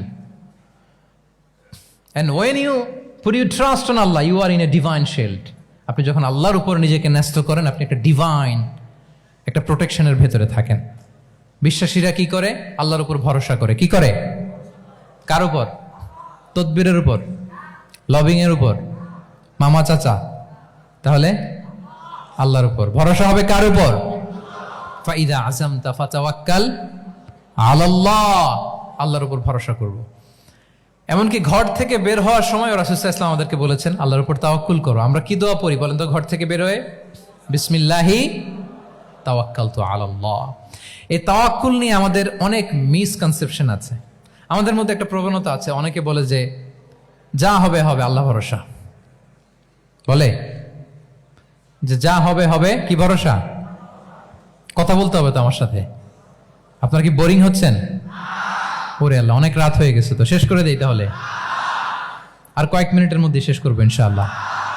তাহলে অনেকের মধ্যে একটা প্রবণতা আছে, তারা বলে যে যা হয়েছে হয়েছে, কি ভরসা? যা করে আল্লাহ, আল্লাহ ভরসা। এটা it's not the concept of তাওয়াক্কুল। এটা তাওয়াক্কুল নয়। ইসলামে তাওয়াক্কুল is always at the second step. The first step is your effort. প্রথমে আপনি চেষ্টা করবেন, এরপরে আপনি আল্লাহর উপর তাওয়াক্কুল করুন। কিছু না করে যদি বলেন আমি আল্লাহ ভরসা, এটা আল্লাহ ভরসা হয়েছে? এটা আপনার মন গড়া একটা কথা হয়েছে, কিন্তু এটা তাওয়াক্কুল হয়? আমাদের অনেকে অলসতা, অকর্মণ্যতা, অপারগতা, হীনমন্যতা, এগুলোর তাওয়াক্কুল বানায় ফেলাইছে। হাত গুটায় বসে থাকবে, কাজ করবে না, অলস, আর বলে কি আল্লাহ ভরসা। রিজিকের মালিক আল্লাহ, কিছু করবে না আর বলে আল্লাহ ভরসা। প্রিয় ভাইরা, রাসূল সাল্লাল্লাহু আলাইহি ওয়াসাল্লাম তিনি অলসতা, অকর্মণ্যতা, হীনমন্যতা, কাপুরুষতা, ভীরুতা এগুলো থেকে আল্লাহর কাছে পানাহ চেয়েছেন। নিজের সাধ্যের সবটুকুন তিনি করেছেন, তারপরে আল্লাহ ভরসা করেছেন। এবং পাখিকে ইসলামে তাওয়াক্কুলের মডেল বানানো হয়েছে। রাসূল সাল্লাল্লাহু আলাইহি ওয়াসাল্লাম বলেন, লাউ আন্নাকুম তাতাওয়াক্কালুনা আলাল্লাহি হাক্কা তাওয়াক্কুলিহি লা রাযাকাকুম কামা ইয়ারযুকুত তুয়ুর তাগদু খিমাসান ওয়া তারুহু বিতানান। মানে তোমরা যদি পাখির মতো তাওয়াক্কুল করো, তাহলে পাখিকে আল্লাহ যেমন রিজিক দেয় তোমাদেরকেও রিজিক দিবে। পাখি কি করে বলেন তো? প্রতিদিন সকালবেলায় ওর ঘরের ভিতরে বসে বলে যে আল্লাহ ভরসা, বলে বরঞ্চ কি করে সে সকাল সকাল কিচির মিচির রবে দিক দিগন্ত মাতিয়ে সে বের হয়ে যায়, সারাদিন ঘুরতে থাকে। তাহলে খালি পেটে সকালবেলায় পাখিগুলো বের হয়ে যায়, আকাশে বাতাসে ছুটে বেড়ায়, আর বিকেল বেলায় ওদর পূর্তি করে প্রতিটা পাখিকে তার নিড়ে ফিরিয়ে দেয় কে? আপনারা তো বোঝা অনেক সহজ। আপনাদের জাহাঙ্গীরনগর এটা তো নাকি পাখিদের অভয়ারণ্য শুনলাম, আমি কখনো আসা হয়নি, আমার দিনের বেলা আসা দরকার ছিল, তাহলে আপনাদের ক্যাম্পাস বিউটি আমি দেখতে পেতাম। তো পাখি কিন্তু বসে থাকে না, সকালে কি করে? খালি পেটে পাখিগুলো বেরিয়ে যায়, ওরা ওদের রোল প্লে করে, চেষ্টা করে, এরপরে বিকেলবেলা ওদর পূর্তি করে তাদেরকে নিড়ে ফিরিয়ে দেয় কে? তাহলে পাখিকে তাওয়াক্কুলের মডেল বানানো হয়েছে। আপনি হাত গুটিয়ে বসে থেকে বললেন আল্লাহ ভরসা, এটা হয়েছে না। আপনি আপনার সর্বোচ্চটুকুন চেষ্টা করবেন, সব করার পরে এরপরে আপনি বলবেন আল্লাহ ভরসা। তাহলে তাওয়াক্কুল হলো প্রথমে যে কোনো জিনিস অ্যাচিভ করার জন্য পরিকল্পনা করা, তারপর সে পরিকল্পনা বাস্তবায়নের উপায় বের করা, তারপর বিভিন্ন উপায় উপকরণের সাহায্য নিয়ে সেটা অ্যাচিভ করার জন্য প্রাণান্তকর প্রচেষ্টা চালিয়ে যাওয়া, অবশেষে ফলাফলের জন্য কার উপর নির্ভর করা। দিস ইজ কল্ড তাওয়াক্কুল। এখন আমি কিছুই করলাম না, বললাম যে যা করে আল্লাহ, তাওয়াক্কুল হয়েছে তো না? আমাদের সমাজে দুইটা ধারণা। কেউ কেউ বলে আরে আমি তো সব করব, তাওয়াক্কুলের দরকার কি? Absolutely wrong. আবার অনেকে মনে করে আল্লাহই সব করে দিবে, এটাও absolutely wrong. The concept of Islam is in between this two extreme lines. এই দুইটার মাঝখানে হচ্ছে তাওয়াক্কুল। তাহলে তাওয়াক্কুলের মেকানিজম হচ্ছে আমার সাধ্যের সবটুকুন আমি করব, তারপরে আল্লাহ সাহায্য আসবে, সেজন্য আমি তাওয়াক্কুল করব। আপনারা মূসা আলাইহিস সালামের ঘটনা জানেন। উনি যখন বনী ইসরায়েলকে নিয়ে লোহিত সাগরের সামনে আসলেন, ফেরাউন তার সৈন্য নিয়ে ধাওয়া করলো, আল্লাহ তাআলা সাথে সাথে কি রাস্তা বানাই দিলেন নাকি? সাগরের মাঝখানে না। আল্লাহ বললেন আনিদ্রিব বিআসাকাল বাহর, লাঠি দিয়ে একটা বাড়ি মারো সাগরে। মূসা আলাইহিস সালাম বাড়ি না মারলে তো আল্লাহ রাস্তা বানাতে পারতেন না, না পারতেন না? পারতেন, কিন্তু এটা তাওয়াক্কুলের মেকানিজম নয়। ওনাকে বলেছেন বাড়ি মারো, উনি লাঠি দিয়ে বাড়ি মারলেন, বিশাল রাস্তা হয়ে গেল। মারিয়াম আলাইহিস সালাম যখন ঈসা আলাইহিস সালামকে ডেলিভারি করলেন, ক্লান্ত শ্রান্ত ক্ষুধার্ত, কি খাবেন? আল্লাহ তাআলা বললেন ওয়াহুজ্জি ইলাইকি বিজিযইন নাখলাতি তুসাকিত আলাইকি রুতাবান জানিয়া। মানে মারিয়াম একটু কষ্ট করে উঁচু হয়ে পাশে একটা খেজুর গাছ আছে, ওটা ডাল ধরে টান দাও, টসটসে পাকা খেজুর পড়বে নিচে, ওটা খাও। উনি টান না দিলে আল্লাহ এমনি অটোমেটিক্যালি পাঠাতে পারতেন না খেজুর? আল্লাহ পাঠাননি। তাহলে এই পৃথিবীর সিস্টেম হচ্ছে আপনাকে কষ্ট করতে হবে, আপনার রোলটা আপনাকে প্লে করতে হবে। ইসলামে তাওয়াক্কুল is always at the second step, the first step is your effort. আপনাকে চেষ্টা করতে হবে, তারপরে আপনি তাওয়াক্কুল করবেন, তাহলে এটা প্রপার তাওয়াক্কুল হবে। তাহলে এখন থেকে হাত গুটিয়ে বসে থেকে আল্লাহ ভরসা বলবেন? আমরা এটা ভুল করে ফেলি। রাসূল সাল্লাল্লাহু আলাইহি ওয়াসাল্লাম, ওনার কাছে আল্লাহর সাহায্য আসতো, জিবরিল আলাইহিস সালাম আসতো, তারপরেও কখনো তিনি নিজের ভাগ্য আল্লাহর হাতে ছেড়ে দিতেন না। আমাদের মতো যা করে আল্লাহ ভরসা বলে কখনো নিজের ভাগ্য আল্লাহর হাতে ছেড়ে দিতেন, বরং নিজের সাধ্যের সবটুকুন দিয়ে তিনি চেষ্টা করতেন, তারপর তিনি ভরসা করতেন কার উপর? আপনি হিজরতের ঘটনাটা দেখেন। আল্লাহ যেদিন বললেন যে আজ রাতেই তুমি আর আবু বকর হিজরত করো, রাসূল সাল্লাল্লাহু আলাইহি ওয়াসাল্লাম ওই দিন দুপুরবেলা আবু বকর রাদিয়াল্লাহু তাআলা আনহুর ঘরে গেলেন। তিনি কখনো দুপুরবেলা বেরোন না, তিনি কখনো মাস্ক পরে বেরোতেন না। সেদিন তিনি মাস্ক পরে বেরোলেন, খারাজা মুতাকান্নিয়ান, মুখ ঢেকে বেরোলেন। আবু বকর রাদিয়াল্লাহু তাআলা আনহুর ঘরে যেয়ে বলেন, আবু বকর আখরিজ মান ফিল বাইত, ঘরে যারা আছে বের করে দাও, প্রাইভেট আলাপ আছে। আবু বকর রাদিয়াল্লাহু তাআলা আনহু বললেন, ইয়া রাসূলুল্লাহ, আসমা আর আয়েশা একজন তো আপনার পরিবার আর একজন তার বোন, আমরাই তো, বলেন। রাসূল সাল্লাল্লাহু আলাইহি ওয়াসাল্লাম আশ্বস্ত হলেন, বললেন যে আজ রাতেই আমরা হিজরত করব, আজ রাতেই। মক্কা থেকে মদিনা হচ্ছে উত্তর দিকে, কোন দিকে? আপার নর্থ। তিনি মক্কা থেকে মদিনায় হিজরত করবেন উত্তরে, কিন্তু তিনি বের হলেন দক্ষিণ দিক দিয়ে শত্রুর চোখে ধুলি দেওয়ার জন্য। দেখেন, দিনের বেলা বেরোলেন না, রাতে বেরোলেন। দেখেন, একটার পর একটা প্রিকশন। দুপুরে বেরোলেন, চেহারা ঢেকে বেরোলেন, প্রাইভেসি মেনটেন করলেন। ডেস্টিনেশন এদিকে, বের হলেন এই দিক দিয়ে, সবার চোখের অন্তরালে তিনি বের হলেন। এবং তিনি আবু বকর রাদিয়াল্লাহু তাআলা আনহুকে বললেন, সবাই যেই পথে মদিনা যায় আমরা কিন্তু ওই পথে যাব না, ক্যারাভানগুলো যেই পথে যায় ওই পথে না, সাওয়াহিলি একটা আনইউজুয়াল রুট ধরে আমরা যাব, সাগরের পার ঘেঁষে ঘেঁষে, যাতে ওরা বুঝতে না পারে। এই জন্য আবু বকর রাদিয়াল্লাহু তাআলা আনহু একজনকে ভাড়া করলেন, আব্দুল্লাহ ইবনে উরাইকেত নামে, যে আনইউজুয়াল রাউটটা চিনে, যে সাগরের পাশ ঘেঁষে চলে যাওয়া পথ দিয়ে মক্কা থেকে রাসূল সাল্লাল্লাহু আলাইহি ওয়াসাল্লামকে মদিনায় পৌঁছায় দেবে। 2টা উট তিনি 2 মাস ধরে এটাকে নার্চারিং করে রাখলেন। 3 দিন আবু বকর রাদিয়াল্লাহু তাআলা আনহু এবং রাসূল সাল্লাল্লাহু আলাইহি ওয়াসাল্লাম গারে সাউরে অবস্থান করলেন 3 দিন, যাতে করে বুঝতে পারেন যে মক্কায় তাদের ব্যাপারে কি বলা হয়। এবং আবু বকর রাদিয়াল্লাহু তাআলা আনহুর ছোট্ট ছেলে আব্দুল্লাহকে অ্যাসাইন করা হলো যে, আব্দুল্লাহ, তুমি তো ছোট মানুষ, তুমি প্রতিদিন মক্কার বাজারে যেয়ে শুনবা যে আমাদের ব্যাপারে কুরাইশরা কি বলে। নিশ্চয়ই তারা তন্ন তন্ন হয়ে আমাদেরকে খুঁজবে, না পেয়ে ওরা কি কি পলিসি নেয় এটা এসে আমাদেরকে জানাবা। সুবহানাল্লাহ। ছোট্ট আব্দুল্লাহ মক্কার বাজারে কে কি বলে শুনে গোয়েন্দার মতো করে, স্পাইয়ের মতো করে সে তথ্যগুলো নিয়ে, খাবার নিয়ে গারে সাউরে প্রতিদিন ইনফরমেশন পাস করে আসতো, আবার খাবার দিয়ে আসতো। আচ্ছা বলেন তো, এই ছোট্ট আব্দুল্লাহ যেই পথে যায়, মরুভূমির উপরে তার ফুটপ্রিন্ট আছে না, আব্দুল্লাহর ফুটপ্রিন্ট। তো কোরাইশরা তো তন্ন তন্ন হয়ে রাসূল সাল্লাল্লাহু আলাইহি ওয়াসাল্লামকে খুঁজতেছে, ডানে বায়ে সামনে পেছনে সব জায়গায়। তারা যদি আব্দুল্লাহর ছোট্ট পায়ের ছাপ পায় আর সেটাই যদি ফলো করে, তাহলে ডিরেক্টলি তারা কোথায় যেয়ে পৌঁছবে? রাসূল সাল্লাল্লাহু আলাইহি ওয়াসাল্লামের কাছে, গারে সাউরে। আল্লাহ রাসূল সাল্লাল্লাহু আলাইহি ওয়াসাল্লাম কি করলেন? আবু বকর রাদিয়াল্লাহু তাআলা আনহু কি করলেন?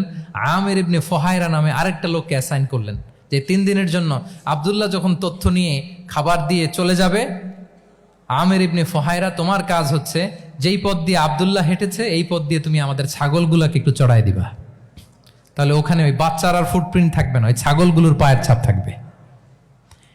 অনেক লম্বা ঘটনা, এরকম একটার পর একটা প্রিকশন আল্লাহ রাসূল সাল্লাল্লাহু আলাইহি ওয়াসাল্লাম এবং আবু বকর রাদিয়াল্লাহু তাআলা আনহু ওনারা নিয়ে তারপরে হিজরতের পথে রওনা হয়েছেন। এবং যখন রওনা হয়েছেন, রাসূল সাল্লাল্লাহু আলাইহি ওয়াসাল্লাম ডানে বায়ে তাকান না, তিনি কোরআন তেলাওয়াত করছিলেন। হি ওয়াজ রিসাইটিং দ্য কোরআন, কারণ now he is in the state of tawakkul. এখন তিনি তাওয়াক্কুল করতেছেন। তাহলে বলেন তো, তাওয়াক্কুল কি শুরুতে না শেষে? তারপরে কতটা শেষে? আপনার চেষ্টা, আপনার তদবির, আপনার লবিং, আপনার এফর্ট, আপনার সাধ্যের নাগালে থাকা সব কিছু উজাড় করে দেওয়ার পরে আপনি বলবেন তাওয়াক্কালতু। আমরা করি কি? আমরা কি করি? আল্লাহ ভরসা। ভাই কি প্ল্যান আপনার? হুজুর আল্লাহ ভরসা। এবার বলেন, এটা হয়েছে? এটা কি আসলে দ্য প্রপার কনসেপ্ট অফ তাওয়াক্কুল হয়েছে প্রিয় ভাই এবং বোনেরা? হয় নাই। কারণ তাওয়াক্কুল is always at the second step. The first step is your effort. আপনি আপনার সাধ্যের সবটুকু করবেন, তারপর কি করবেন? ক্লিয়ার? সব শেষ। কথা হচ্ছে, আপনি যদি ইসলামিক লাইফস্টাইল মেনটেন করতে চান, আপনাকে উম্মাহ সেন্ট্রিক অ্যাটিটিউডের অধিকারী হইতে হবে। উম্মাহ সেন্ট্রিক। আমাদের মুসলিম উম্মাহ একটা দুঃখী উম্মাহ, নেতৃত্বহীন উম্মাহ, বলিষ্ঠ নেতৃত্বের অভাবে এদিক থেকে লাথি মারলে আমরা এদিকে যাই, এদিক থেকে মারলে এদিকে যাই। শুধু একটা স্ট্রং লিডারশিপের অভাব, ঠিক কিনা বলেন? এই যে আমাদের রোহিঙ্গা ভাইয়েরা 1 মিলিয়ন আসছে, 10 লাখ, এখন বোধহয় 2 মিলিয়ন প্লাস হয়ে গেছে বা 3 মিলিয়ন হয়ে গেছে। আমি গত মাসে গিয়েছিলাম রোহিঙ্গা ক্যাম্পে দেখার জন্য তাদের কি অবস্থা। এমন মানবতার জীবনযাপন তারা করতেছে। ধর্মে তারা কোন ধর্মের বলেন তো? আমাদের ভাই, আমাদের বোনেরা, তাদের কোনো সলিউশন নাই। কাশ্মীরের ভাই বোনদের কি অবস্থা দেখেন তো। আর গাজার অবস্থা নাই বা বললাম। পাখির মতো গুলি করে মারা হয়েছে, মসজিদ ধ্বংস করা হয়েছে, এমনকি খ্রিস্টানদের গির্জা ধ্বংস করা হয়েছে। একটা লিডারশিপের, একটা স্ট্রং লিডারশিপের অভাবে আজকে আমাদের এই অবস্থা। এজন্য আপনি যদি ইসলামিক লাইফস্টাইলের কথা বলেন, অফকোর্স আপনাকে উম্মাহ সেন্ট্রিক মেন্টালিটির হতে হবে। এই দুঃখী উম্মাকে নিয়ে আপনার প্রজেক্ট থাকতে হবে। আমরা আমাদের নিজেদের শক্তি, সম্ভাবনা, ঐতিহ্য এগুলো একেবারে ভুলতে বসেছি। আমরা যে যোদ্ধা ছিলাম, আমরা যে বিজয়ী ছিলাম, আমরা বেমালুম ভুলেই গিয়েছি। জ্ঞান বিজ্ঞানে একসময় আমরা লিড দিয়েছি, ঠিক কিনা বলেন? আমাদের জাবির ইবনে হাইয়ান ছিল, আমাদের আল বিরুনি ছিল, আমাদের আল ইদ্রিসি ছিল, আমাদের আল ফারাবি ছিল। এই নলেজ এখন ওয়েস্টে ট্রান্সফার হয়েছে, সেই নলেজ আবার ট্রান্সফার হয়ে আমাদের করতলগত একদিন হবে ইনশাআল্লাহ। তো এই প্রজেক্ট তো আমাদের নাই, একদিন যে আমাদের হাতে আসবে, হুজুর আল্লাহ ভরসা নাকি? শুধু আল্লাহ ভরসা বলে বসে থাকলে হবে? সেলফ সেন্টার্ড হওয়া যাবে না, উম্মাহ সেন্ট্রিক আমাদেরকে হইতে হবে। উম্মার জন্য আপনার হৃদয়ে একটা দরদ থাকতে হবে, অন্যের জন্য কাজ করার একটা মেন্টালিটি আমাদের গ্রো করতে হবে। যারা অন্যের জন্য করে তারা জানে যে এটাতে কি সুখ, কি মজা। আপনি অন্যকে দান করে দেখেন, একটা সুখানুভূতি আপনার মধ্যে কাজ করবে। এবং রাসূল সাল্লাল্লাহু আলাইহি ওয়াসাল্লাম বলেন, আল্লাহু ফি আউনিল আবদি মা দামাল আবদু ফি আউনি আখিহি। আল্লাহ তাআলা ততক্ষণ পর্যন্ত বান্দার সাহায্যে থাকে, ওই বান্দার, যতক্ষণ পর্যন্ত এই বান্দা তার ভাইয়ের সাহায্যে থাকে।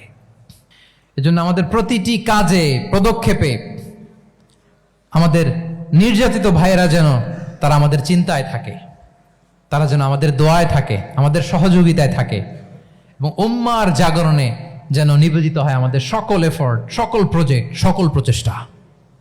কি পারা যাবে কিনা বলেন? উম্মার জন্য এরকম স্যাক্রিফাইসিং মেন্টালিটি আমাদের থাকার দরকার আছে না নাই বলেন? তাহলে উম্মাহ সেন্ট্রিক মেন্টালিটি আমাদের করতে হবে সম্মানিত সুধী মণ্ডলী।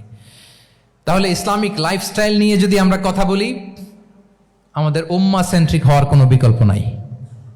আমি যদি পুরো আলোচনার সামারি করি, তাহলে বলতে হবে, শুরুতে আমি যেটা বলেছিলাম যে এখানে পিক অ্যান্ড চুজ করে ইসলামিক লাইফস্টাইল অ্যাডাপ্ট করার আমাদের কোনো সুযোগ, মনে আছে যে কথা দিয়ে শুরু করেছিলাম? পিক অ্যান্ড চুজ করা যাবে মন মতো না, পুরোটাই মানতে হবে। এবং 8টা, মোস্ট লাইকলি 8টা core values of Islamic lifestyle আমি আপনাদের সাথে শেয়ার করেছি। একটু যদি রিকল করি, 1 নম্বরে কি বলেছিলাম বলেন তো? হালাল, হালাল মেনটেন করতে হবে, হারামের সাথে আমাদের কোনো সম্পর্ক। 2 নম্বরে প্রোডাক্টিভিটি। 3 নম্বরে ফিতরা বেসড লাইফস্টাইল হতে হবে। 4 নম্বরে মডেস্টি। 5 নম্বরে হতাশ হওয়া যাবে না, মনকে তুমি বুঝিয়ে বলো আল্লাহ আছেন আমার সাথে, অপটিমিজম। তারপরে আল্লাহর উপর ভরসা করা, গ্রেটফুলনেস। 7 নম্বরে কোনো কিছু না করে, হ্যাঁ, সব কিছু করার পরে, মাশাআল্লাহ, অ্যাবসলিউটলি রাইট আনসার। সব কিছু আমার সাধ্যের সবটুকুন করার পরে কি করব? কার উপর তাওয়াক্কুল করব, এবং আমরা উম্মাহ সেন্ট্রিক চিন্তা লালন করব, উম্মাহ কেন্দ্রিক। পারা যাবে তো? এই কোর ভ্যালিউজগুলো যদি আপনি মেনটেন করেন, this would be the Islamic lifestyle. সম্মানিত সুধী, ইসলাম আমাদেরকে যে লাইফস্টাইল প্রেসক্রাইব করেছে, সেই প্রেসক্রাইব লাইফস্টাইলই আমাদেরকে সাবস্ক্রাইব করতে হবে। এর বাইরে মুসলিমের কোনো লাইফস্টাইল থাকতে পারে? এর বাইরে অন্য কোনো লাইফস্টাইল আল্লাহর কাছে গ্রহণযোগ্য হতে পারে? আল্লাহ তাআলা আমাদের সবাইকে কথাগুলো বোঝার ও আমল করার তৌফিক দান করুন। সম্মানিত সুধী মণ্ডলী, আমি আবারও পাঠশালাকে শুকরিয়া জানাই, বিশ্ববিদ্যালয় কর্তৃপক্ষকে শুকরিয়া জানাই, এবং দীর্ঘ 1 ঘন্টারও বেশি সময় ধরে আপনারা যারা এই লম্বা আধুনিক যুগে ইসলামিক লাইফস্টাইল শিরোনামের এই সেমিনারে অংশগ্রহণ করলেন, আপনাদের সবাইকে আবারও প্রাণ ঢালার শুভেচ্ছা এবং অভিনন্দন জানিয়ে আমার আলোচনা এখানেই আমি শেষ করছি। হাযা মা ইনদি ওয়াল ইলমু ইনদাল্লাহি আলাইহি তাওয়াক্কালতু ওয়া ইলাইহি উনীব। ওয়াসসালামু আলাইকুম ওয়া রাহমাতুল্লাহি ওয়া বারাকাতুহু।